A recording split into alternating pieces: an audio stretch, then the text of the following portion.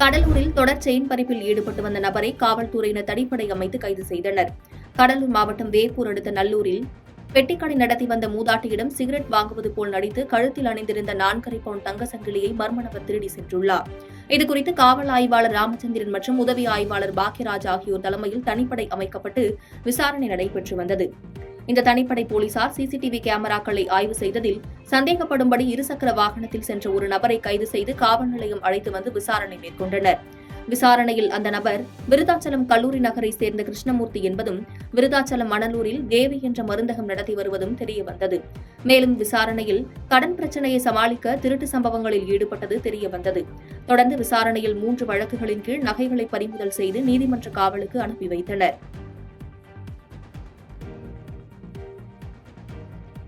பாதகம் செய்பவரை கண்டால் நாம் பயங்கொள்ளலாகாது பாப்பா.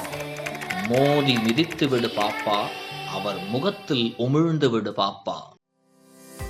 அண்மை செய்திகளை உடனுக்குடன் தெரிந்து கொள்ள இணைந்திருங்கள் இயம்நாடு தொலைக்காட்சியுடன்.